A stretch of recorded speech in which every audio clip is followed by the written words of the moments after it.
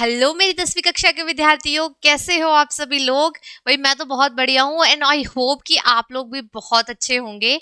तो अच्छे अच्छे से होने के बाद, अच्छी अच्छी हेल्थ के होने के बाद, अच्छा अच्छा मन होने के बाद हम शुरू करते हैं अपने अच्छे अच्छे चैप्टर के अच्छे अच्छे क्वेश्चंस। ठीक है, तो हम लोगों ने जो पूरा चैप्टर है बेटा वो फिनिश कर लिया है।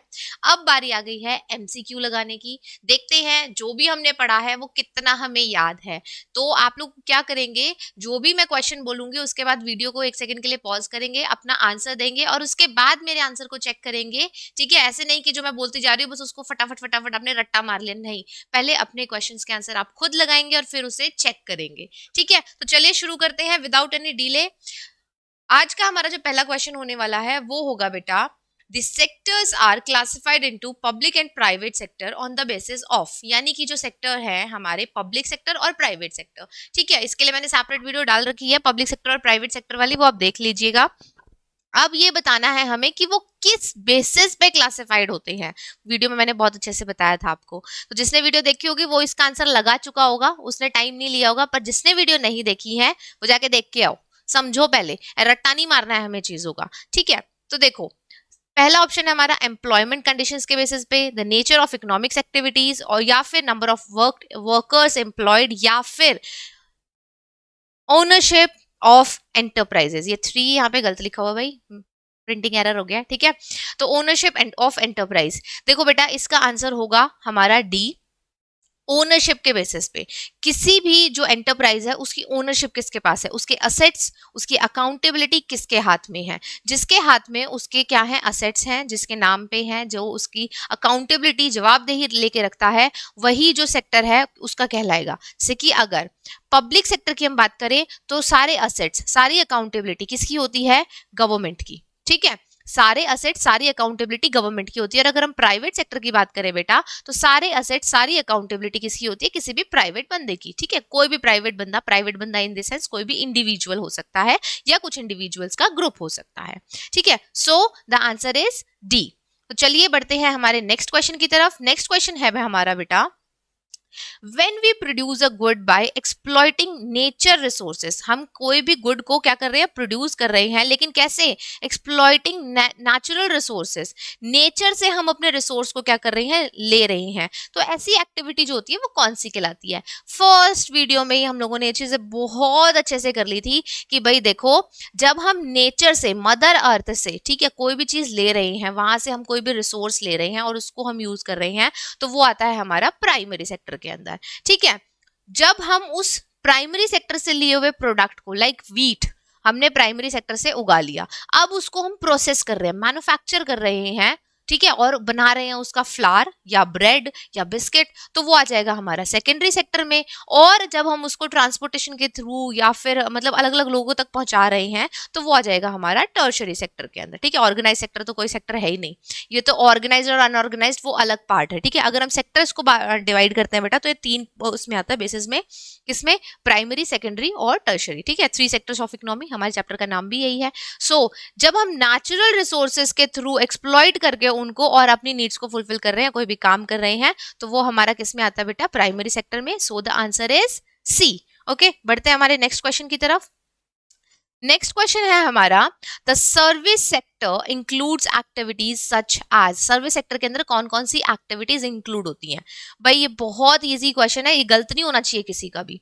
एग्रीकल्चर, डेयरी, फिशिंग, फॉरेस्ट्री, ये किसके अंदर आते हैं। देखो ये मदर अर्थ से रिलेटेड है सारे के सारे, तो ये किसके अंदर आएंगे, प्राइमरी के अंदर। ठीक है, उसके बाद देखो मेकिंग शुगर, गुड़, गुड़ यानी कि जागरी, ब्रेक्स हम बना रहे हैं, तो ये चीजें हमारी किसके अंदर आ जाएंगी भाई, जब आप मैन्युफैक्चर कर रहे हो कुछ भी, मैन्युफैक्चरिंग किसके अंदर आती है, सेकेंडरी सेक्टर के अंदर। ठीक है, तो ये था हमारा फर्स्ट वाला प्राइमरी का, ये है हमारा सेकेंडरी का। अगला देख लेते हैं, ट्रांसपोर्ट, कम्युनिकेशन, बैंकिंग, ये क्या है, हमारी सर्विसेज है, सेवाएं हैं। तो सर्विसेज आपको पता ही है बहुत अच्छे से किसके अंदर आती है भाई, हमारी सर्विस सेक्टर के अंदर, यानी कि हमारे टर्शरी सेक्टर के अंदर। So the answer is C. लेकिन एक बार देख लेते हैं, नन ऑफ दीज ऐसा हो सकता है कि कोई भी एक्टिविटी नहीं होगी, तो ये तो ऑप्शन में है ही नहीं हमारा। ठीक है, तो आंसर क्या है हमारा बेटा, सी।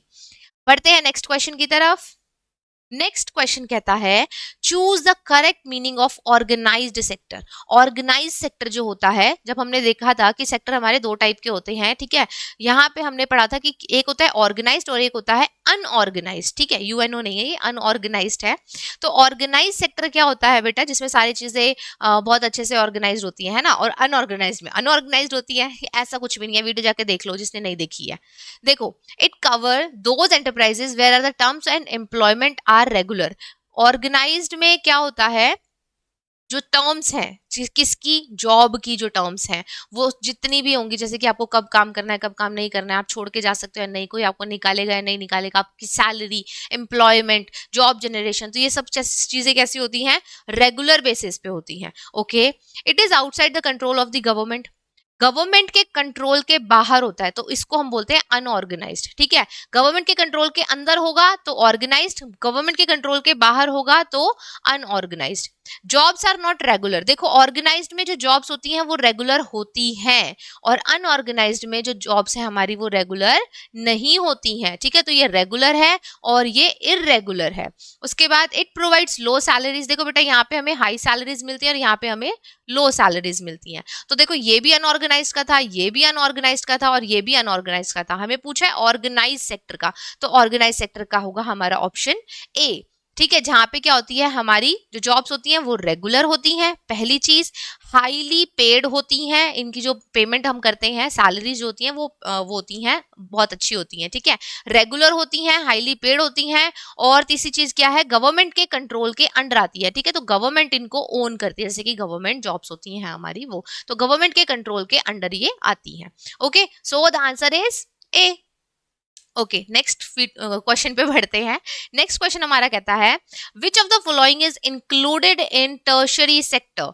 कौन सी चीज जो है वो जो है आती किसके अंदर, हमारे टर्शरी सेक्टर के अंदर। पढ़ लेते हैं एक बार। एटीएम बूथ्स हैं बेटा, ओके, एटीएम हमें क्या देते हैं, सुविधा दे रहे, सर्विस दे रहे, पैसे निकालने की और डालने की। उसके बाद कॉल सेंटर्स हैं, कॉल सेंटर्स भी हमें सुविधाएं दे रहे, सेवाएं दे रही हैं। इंटरनेट कैफे है, ये भी हमें डिजिटल जो सेवाएं हैं यूज करने का उसको मौका दे रहे हैं, हमें सेवाएं दे रहे हैं, यानी कि सर्विसेज दे रहे हैं। सो the answer is all of them. ATM booths, call centres, internet cafe, ये तीनों ही क्या है, टर्शरी सेक्टर के एग्जाम्पल है, क्योंकि इन तीनों में ही क्या की जा रही है, सर्विसेज प्रोवाइड की जा रही है। ओके बच्चा, चलिए बढ़ते हैं नेक्स्ट क्वेश्चन की तरफ। नेक्स्ट क्वेश्चन है हमारा, the government owns most of the asset and provide all the services, यानी कि जो भी उसके क्या होंगे बेटा, असेट्स होंगे, अकाउंटेबिलिटी होगी, लाइबिलिटी, सब कुछ किसकी होंगी, गवर्नमेंट की होंगी, ठीक है। और ऐसे सेक्टर को क्या बोलते हैं, जब गवर्नमेंट किसी चीज को ओन करती है, गवर्नमेंट के पास सारे असेट्स होते हैं, तो उसको हम क्या बोलते हैं, पब्लिक सेक्टर। और जब कोई एक प्राइवेट, एक इंडिविजुअल पर्सन किसी चीज को ओन करता है, उसके जो असेट्स हैं उनको ओन करता है, यानी कि उनका स्वामित्व धारण करता है, उनका मालिक होता है, तो उसको हम बोलते हैं प्राइवेट, ठीक है, प्राइवेट सेक्टर। अब यहाँ पे बारी आ रही है, पूछे कि गवर्नमेंट किसको करता है, तो सीधी सी बात है, प्राइवेट को तो नहीं करता है, पब्लिक को करता है। ऑर्गेनाइज्ड और टर्शरी यहाँ पे है ही नहीं हमारे ऑप्शन में, ठीक है। तो हमारा आंसर क्या होगा बेटा, बी, कि जब गवर्नमेंट किसी चीज को ओन करती है, उसके पास उसकी अकाउंटेबिलिटी होती है, तो वो कहलाता है public sector. Okay, next question करते हैं। The value of final goods and services produced within a country during a particular year is called as, ये हमने बहुत बार कर रखा है, चैप्टर 1 में भी किया, चैप्टर 2 में भी किया, कि एक देश है, एक देश की टेरिटरी है, और इस देश के अंदर अलग अलग अलग अलग क्या होते हैं, एंटरप्राइजेस होते हैं, सेक्टर्स होते हैं, कोई फार्मर भी कुछ प्रोड्यूस कर रहा है, कुछ मैन्युफैक्चरिंग कर रहे हैं, कोई लोग वो काम कर रहे हैं, अपना कुछ सर्विसेज हो रही हैं, तो सभी चीजों की हम फाइनल जो प्रोडक्शन है, फाइनल गुड्स हैं जो, या फाइनल सर्विसेज हैं, फाइनल का मतलब ready to use by the customer, अब इसमें कोई भी वैल्यू एडिशन बाकी नहीं है। तो जब उन चीजों की हम बात करते हैं, उनका जो फाइनल जो अमाउंट है, उन सबको हम ऐड कर देते हैं, तो क्या कहलाता है हमारा, ग्रॉस डोमेस्टिक प्रोडक्ट, ठीक है। एक देश की टेरिटरी के अंदर उत्पन्न होने वाले, प्रोड्यूस होने वाले सभी फाइनल गुड्स एंड सर्विसेज का जो टोटल है, उन सभी को हम क्या कहते हैं, gross domestic product, that is called our GDP. कितनी गंदी राइटिंग लिखी है मैंने, वाह, ठीक है, GDP. So the answer is A. बढ़ते हैं नेक्स्ट क्वेश्चन की तरफ, और नेक्स्ट क्वेश्चन हमारा पूछता है बेटा, a situation in which more person are employed on a job than the optimally required is. देखो कितना बढ़िया क्वेश्चन है ये हमारा, ये हमने करा था जब हम पढ़ रहे थे कि कौन सा जो सेक्टर है हमारा आगे चल रहा है, क्यों आगे चल रहा है, रीजंस क्या है ग्रोथ के। तो उसमें एक पॉइंट हमारा आया था कि जो हमारा प्राइमरी सेक्टर है मैक्सिमम उसमें हम ये चीज देखते हैं, क्या देखते हैं हम कि बेटा मान लो एक खेत है, सपोज मैंने वो दोबारा बता देती हूँ, वहां पे वीडियो में से मैंने बताया था आपको। ये एक खेत है, इसमें 5 लोग लगे हुए हैं, ठीक है, 5 लोग लगे हुए हैं, लेकिन 5 लोग मिलके जो आउटपुट कर रहे हैं, जो आउटपुट है वो क्या है, एक नंबर है, एक आउटपुट का कुछ भी नंबर मान लो। लेकिन अगर इन 5 लोगों में से हम यहाँ पे सिर्फ 2 लोगों की ही जरूरत है, हमें जरूरत कितने लोगों की है, 2 लोगों की। अगर ये 2 लोग यहाँ पे काम करते हैं तो भी आउटपुट क्या रहेगा, आउटपुट सेम रहेगा, आउटपुट रिमेन सेम। यानी कि 2 लोग भी काम करते हैं तभी भी वही आउटपुट है, तभी भी वही प्रोडक्शन है, और 5 लोग काम करते हैं तभी भी वही आउटपुट है, तभी भी वही प्रोडक्शन है। इट मीन्स इसके बीच में जो 3 लोग हैं वो क्या है, नल्ले हैं, वो कुछ नहीं कर रहे, वो बस आ रहे हैं, हाथ पैर हिला के चले जा रहे हैं। यार ये जो 3 लोग हैं ये आउटपुट में जब कोई रिजल्ट नहीं ऐड कर रहे हैं, या तो आप आउटपुट इंक्रीज करो ना, अगर आप ज्यादा लोग लगे हुए हो तो यहाँ पे क्या है, ये तो 3 बंदे हैं ये यूजलेस हैं, इनकी यहाँ पे कोई जरूरत नहीं है। और ऐसे लोग जिनकी जरूरत नहीं है लेकिन फिर भी वो लोग लगे हुए हैं, तो इसको हम कहते हैं डिसगाइज्ड अनएम्प्लॉयमेंट। ठीक है, डिसगाइज्ड यानी कि छिपी हुई बेरोजगारी जिसको हम बोलते हैं, कि ये लोग काम तो कर रहे हैं लेकिन इनकी जरूरत नहीं है, क्योंकि आउटपुट में कोई भी फर्क नहीं पड़ रहा है, आउटपुट क्या है, सेम है। तो इसीलिए इसका आंसर क्या होगा बेटा, बी। ठीक है, बढ़ते हैं अपने नेक्स्ट क्वेश्चन की तरफ। नेक्स्ट क्वेश्चन पूछता है बेटा, आउट ऑफ 200 मिलियन चिल्ड्रन, ठीक है, ये एक जीके का क्वेश्चन आपका हो सकता है यहाँ पे, ठीक है, out of 200 million children in a school going age group how many are attending schools. ये हमारा एक ओवरऑल इंडिया का एक सिनारियो से क्वेश्चन पूछ लिया गया है कि 200 मिलियन 200 मिलियन हमारे पास जो है स्टूडेंट्स हैं बेटा, जो कि क्या करते हैं, स्कूल जाते हैं, लेकिन उनमें से अटेंड कितने करते हैं। ठीक है, स्कूल तो जा रहे हैं लेकिन पूरा प्रॉपर अटेंड कितने कर रहे हैं, बहुत से लोग छुट्टियां मारते हैं, ठीक है ना, अटेंडेंस रेशियो जो है वो कम है, तो कितने लोग, कितने बच्चे हैं जो वो प्रॉपर जा रहे हैं। सो द आंसर इज 2/3। ठीक है, 200 मिलियन में से सिर्फ 2/3 बच्चे जो हैं जो रेगुलर अपने स्कूल को अटेंड कर रहे हैं और क्लासेस ले रहे हैं। ठीक है, नेक्स्ट क्वेश्चन देखते हैं हम।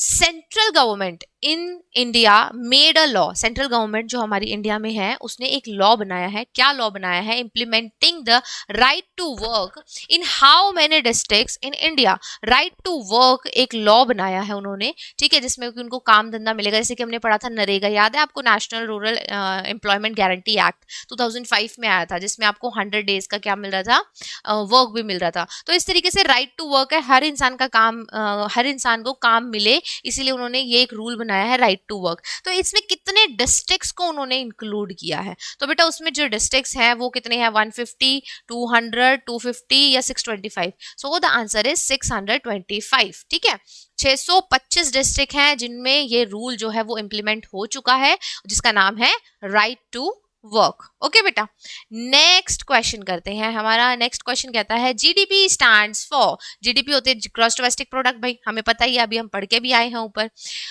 व्हाट डज इट शो, इसका मतलब क्या है, जो मतलब यहाँ पे हमें 4 स्टेटमेंट्स दी गई हैं, हमें इनमें से क्या करना है, चूज करना है कि जीडीपी का एग्जैक्ट मतलब कौन शो कर रहा है। देखो भाई, it shows how big the economy is of the country in a given year in terms of total output। हाँ जी, ये बात बिल्कुल सही है। हम यहाँ पे प्राइमरी, सेकेंडरी और टर्शरी तीनों ही सेक्टर्स का क्या कर लेते हैं बेटा, जो आउटपुट है उसको टोटल कर लेते हैं, और हम बता देते हैं कि हमारी जो जीडीपी है वो कितनी है। ठीक है, अगर जीडीपी ज्यादा है तो हम कहेंगे इकोनॉमी बहुत बिग है, अगर जीडीपी कम है तो हम कहेंगे कि इकोनॉमी कैसी है, बिग नहीं है, छोटी है। Okay, it shows what the total product of a country given the particular year without counting the countries total resources. ऐसी कोई बात नहीं है, रिसोर्सेज को काउंट ना करो आप और फिर उसके बाद आप टोटल प्रोडक्ट निकाल दो, वो गलत हो जाएगा। ठीक है, नेक्स्ट है बेटा हमारा, it shows the number of people involved in production in particular year. नहीं, ऐसा भी कुछ नहीं है, क्योंकि यहाँ पे क्या होता है बेटा कि पर्टिकुलर ईयर में कितनी प्रोडक्शन में लोग इन्वॉल्व है ये नहीं आता, यहाँ पे पता करना होता है कि वो जो लोग हैं वो कितनी जीडीपी में इन्वॉल्व है, पैसा कितना मिल रहा है। हमें हमें देखना है in terms of monetary terms, monetary यानी कि पैसा, पैसे के मामले में हमें देखना होता है कि वो कितना वो उसमें क्या कर रहे हैं, अपना इन्वॉल्वमेंट दिखा रहे हैं। तो यहाँ पे नंबर ऑफ पीपल से कोई मतलब नहीं होता, हमें मनी से, पैसे से, इससे हमारा जो कनेक्शन है वो होता है. It shows the total value of trade transactions of a country in a particular year. Total value of trade transaction नहीं, सिर्फ ट्रेड ट्रांजेक्शन्स नहीं होती है. देखो हमारी कंट्री के अंदर कितना हुआ प्रोडक्शन, वो प्लस हमने इंपोर्ट और एक्सपोर्ट जो करा है उसके हिसाब से कहते हैं, इंपोर्ट माइनस एक्सपोर्ट हम कर देते हैं तो हमारी जीडीपी आ जाती है. तो सिर्फ ट्रेड की ट्रांजेक्शन इसके अंदर नहीं आती है. तो आपने देख लिया कैंसिलेशन मेथड के थ्रू हमने बी को भी कैंसिल कर दिया, सी को भी कैंसिल और डी को भी cancel. So the answer is 1 यानी कि ए. ओके चलिए बढ़ते हैं हमारे नेक्स्ट क्वेश्चन की तरफ. और नेक्स्ट क्वेश्चन हमसे क्या पूछता है, ये पूछता है कि भाई employment figures of a country are based on data collected from 5 yearly survey on the employment and unemployment. यानी कि 5 साल का आप डेटा कलेक्ट करते हो एम्प्लॉयमेंट और अनएम्प्लॉयमेंट का, कि कितने लोग एम्प्लॉयड है और कितने लोग अनएम्प्लॉयड है. विच ऑर्गेनाइजेशन कंडक्ट दिस सर्वे. ये जो सर्वे है वो करता कौन है भाई. डेटा तो तुमने देख लिया कि 5 साल में इतने लोग एम्प्लॉयड थे, इतने लोग अनएम्प्लॉयड थे, लेकिन ये डेटा कलेक्ट किसने किया. बेटा ये डेटा जो कलेक्ट करता है वो करता है एनएसएसओ. ठीक है, बहुत से बच्चों ने जो ऑप्शन है वो बी देख लिया होगा और बी देख के वो लोग ये कह रहे होंगे कि इसका आंसर होगा हमारा NREGA, national rural employment guarantee act. But ऐसा नहीं है बेटा. देखो अपना दिमाग चलाओ सिर्फ हमें आंखों से देख के काम नहीं करना. ठीक है, यहाँ पे एक प्रिंटिंग एरर है, यहाँ पे ऑप्शन ए ठीक होगा हमारा. और हर बार है ना जो दिखता है वो सही नहीं होता है, अपने दिमाग का यूज करो अच्छे से. ठीक है, चालू बनने की जरूरत नहीं है कि हम लोगों ने वहां पे बी देख लिया तो ऑप्शन बी मार देते हैं वही ठीक होगा. नहीं, अपना दिमाग लगाओ. नेशनल सैंपल सर्वे ऑर्गेनाइजेशन है, एक ऑर्गेनाइजेशन जो कि ये डेटा कलेक्ट करती है और हमारे सामने रिप्रेजेंट करती है कि भाई देखो इतने लोग एम्प्लॉयड हैं और इतने लोग अनएम्प्लॉयड हैं. ओके बच्चा, चलिए बढ़ते हैं हमारे नेक्स्ट क्वेश्चन की तरफ. और ये कहता है identify the natural product from the list of given items below. मतलब हमें बताना है ये नेचुरल प्रोडक्ट कौन सा है. नेचुरल यानी कि हमें पता है ये मदर अर्थ से जो हमें मिलता है. टेक्सटाइल, भाई मदर अर्थ जो है हमें डायरेक्ट टेक्सटाइल नहीं देती है. ठीक है, वीट फ्लावर नहीं, ये भी प्रोसेस हमें करना पड़ता है. ठीक है, प्रोसेस करके बनाते हैं ना, वीट से वीट फ्लावर बनेगा ना, तो वीट होता तो हम सोचते हैं लेकिन वीट फ्लावर नहीं है. कॉटन, हाँ जी भाई कॉटन तो है, डायरेक्ट हम लोग क्या करते हैं सो करते हैं और फिर क्या करते हैं डायरेक्ट उस पर कॉटन का फ्लावर आ जाता है जिसको हम हार्वेस्ट कर लेते हैं. टोमेटो सॉस टमाटो सॉस तो यार हमें बनानी पड़ती है. ठीक है, तो जो उगती नहीं है टमाटो सॉस, देखिए पेड़ों पे टमाटो सॉस उगी हुई है, ऐसा कुछ भी नहीं है. So the answer is C cotton. ठीक है, बहुत सिंपल सा क्वेश्चन था ये कि कौन सा नेचुरल प्रोडक्ट है हमारा, that is cotton. Okay next question देखते हैं हमारा. Which of the following examples does not fall under unorganised sector. यानी कि अनऑर्गेनाइज सेक्टर की एक क्वालिटी नहीं है, इस तरीके से हमारा क्वेश्चन है. A farmer irrigating his field. एक फार्मर है अपनी फील्ड पे क्या कर रहा है, सिंचाई कर रहा है. ठीक है, इरिगेशन का जो काम है वो कर रहा है. तो ये कैसा सेक्टर होगा, ऑर्गेनाइज्ड क्या अनऑर्गेनाइज्ड. देखो ऑर्गेनाइज्ड और अनऑर्गेनाइज्ड में मैंने आपको दो चीजें बताई थी बेटा. यहाँ पे एक तो इसको गवर्नमेंट ओन करती है पहली चीज, और इसको गवर्नमेंट ओन नहीं करती, इसको प्राइवेट ओन कोई भी इंडिविजुअल ओन करता है. ठीक है, ये जो ऑर्गेनाइज सेक्टर होता है ये रेगुलर बेसिस पे होता है और ये इररेगुलर बेसिस पे होता है. ठीक है, इररेगुलर बेसिस पे होता है.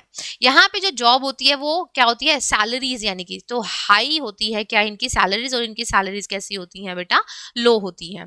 ठीक है, यहाँ पे जॉब की आपको गारंटी मिलती है और यहाँ पे जॉब की आपको गारंटी नहीं मिलती है. ये ऑर्गेनाइज्ड और अनऑर्गेनाइज्ड में हमने बहुत अच्छे से कर रखा है, वहां जाके आप एक बार देख सकते हो अगर किसी को कोई भी डाउट रह जाता है, क्योंकि यहाँ पे तो मोटा माटी ही करेंगे ना बेटा, पूरा का पूरा टॉपिक यहाँ नहीं मैं आपको समझा सकती हूँ.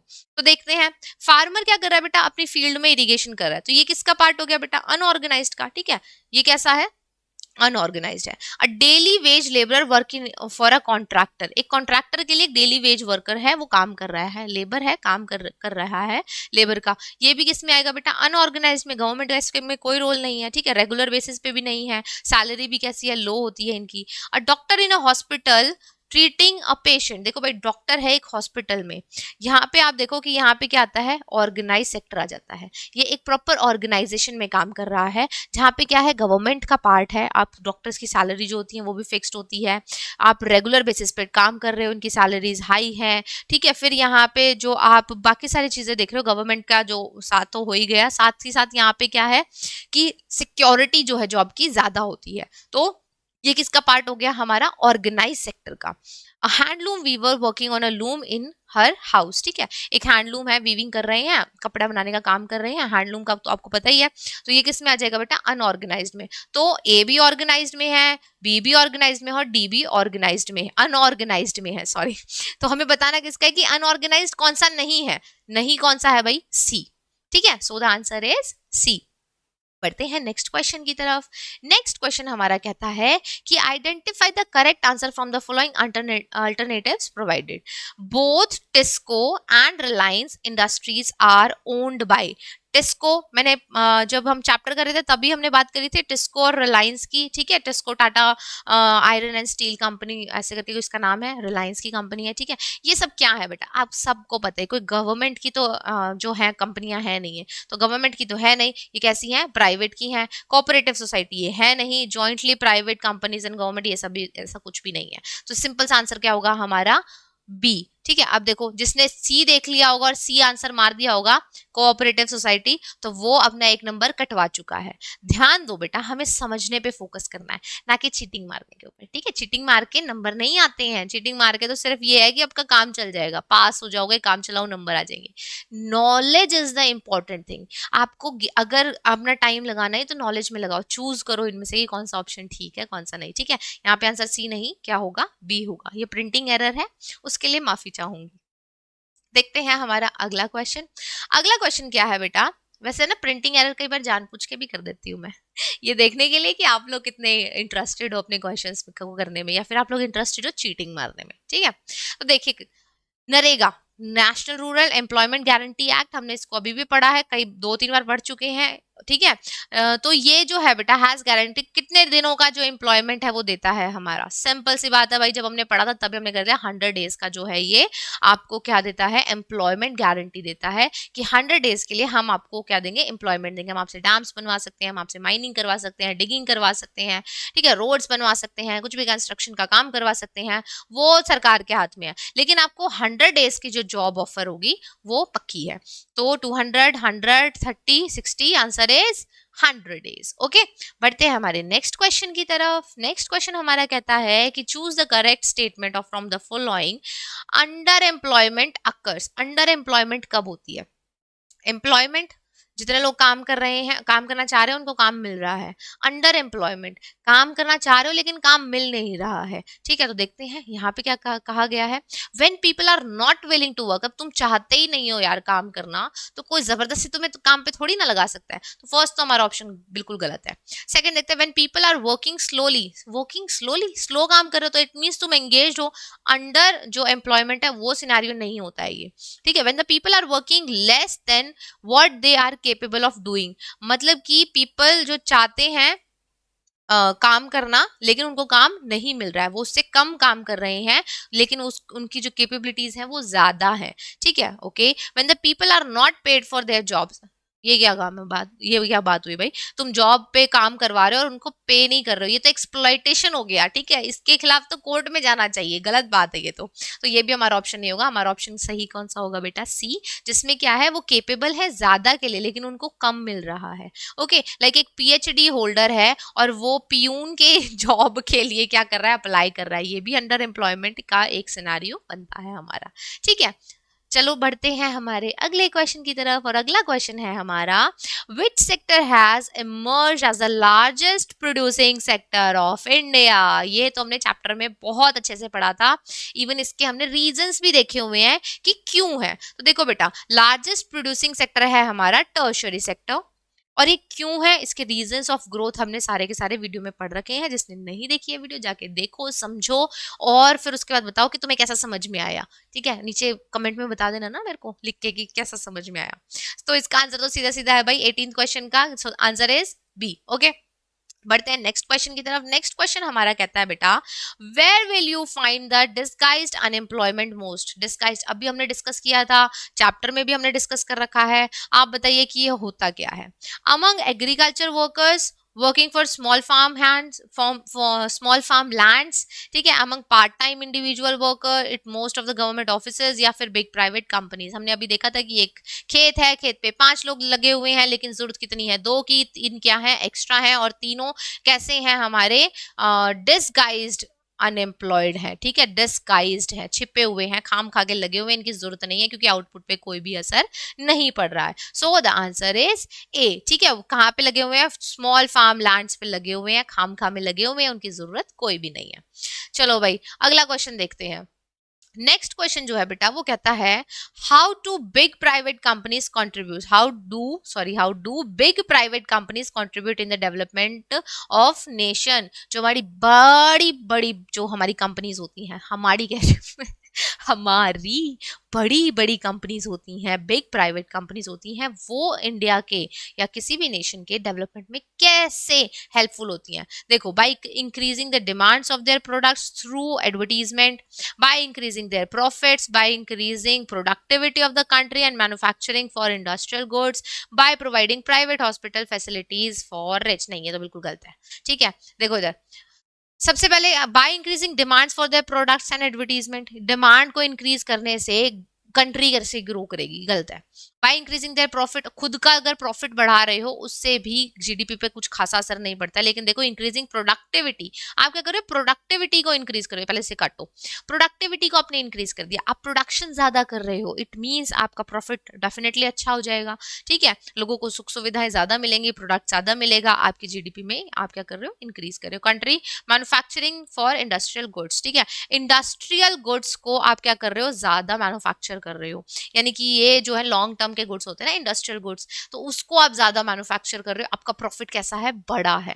छोटी छोटी चीजें बनाओगे तो जीडीपी में छोटा छोटा कंट्रीब्यूट होगा, बड़ी बड़ी चीजें बनाओगे लाइक इंडस्ट्रियल गुड्स हैं तो आपकी जीडीपी में बड़ा नंबर जो है वो इंक्लूड होगा, बड़ा प्रॉफिट इंक्लूड होगा। तो इसीलिए बिग प्राइवेट कंपनीज कैसे, जो बिग प्राइवेट प्लेयर्स होते हैं वो कैसे कर सकते हैं, ऑप्शन सी के थ्रू जो है हमारे देश में या किसी भी देश के डेवलपमेंट में हेल्प कर सकते हैं।